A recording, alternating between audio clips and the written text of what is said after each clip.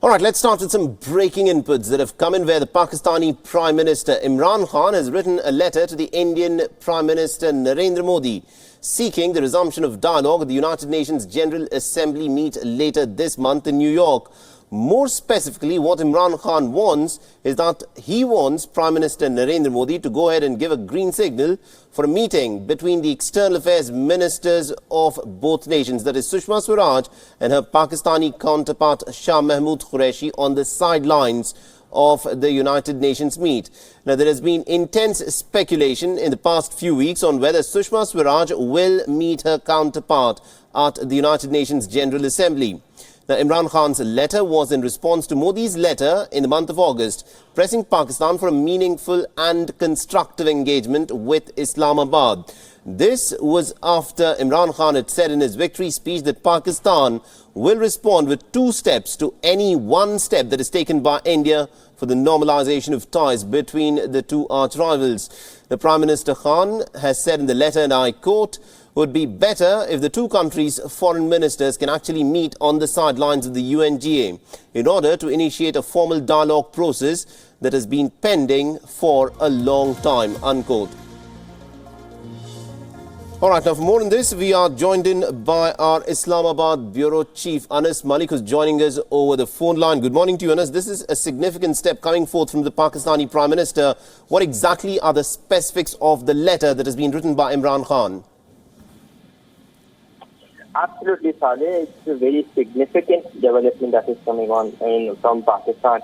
The Pakistani Prime Minister has now formally proposed for dialogue between Pakistan and India, and he is in a way sought time as well for that most probable Sushma Qureshi meeting on the sidelines of UNGA on the 26th of this month, 26th of September, when the SARC foreign ministerial meeting happened.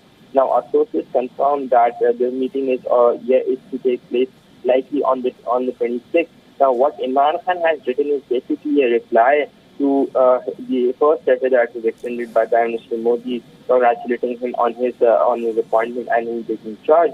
Now, Imran Khan has written that meaning and constructive dialogue is the only way forward between Pakistan and India, and that all outstanding issues should be resolved through dialogue only and not through any other channels. Right. Also written, and I quote, that it would be better that if both of the countries they engage, both of the foreign ministers can meet on the sidelines of the UNGA in order to initiate a formal dialogue process that has been pending for a long time. Now, that is something that Imran Khan has been pressing for. He had been saying in his victory speech as well that India takes 1 step, that Pakistan would be taking 2 steps. And we saw that the Indian Prime Minister writing a letter to the Pakistani Prime Minister and congratulating him on his appointment was the first step. That was the first step that was taken. And now with Imran Khan reciprocating the measure and asking for formal dialogue is the 2 steps that he has been talking about. All right, interesting. Now, it makes for good optics,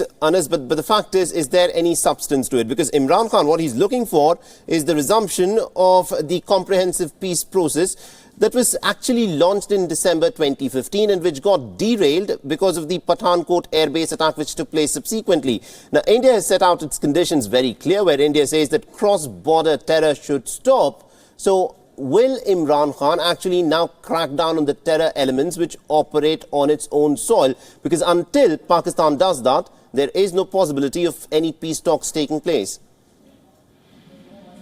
Sunny, the question that you raised is a good point. The Pakistani and Indian border, the line of control and the international border, the working boundary, it's completely fenced from the Indian side. Pakistan side says that there is no infiltration that is taking place, and if there is, then there must be a security lapse because the border is completely fenced.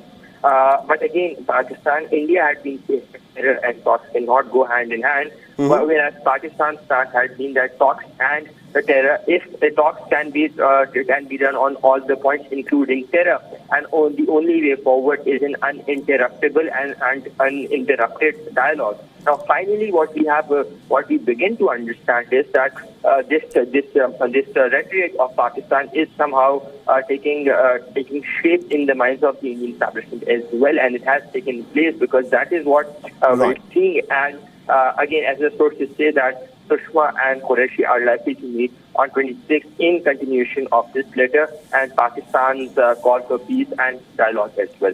Yes, absolutely, indeed. We'll have to leave it there. Thank you very much indeed, Anas Malik, for joining us and getting us all those inputs. It remains to be seen as to how this will in fact be taken forward and whether indeed the two foreign ministers of the two countries will meet on the sidelines of the UNGA.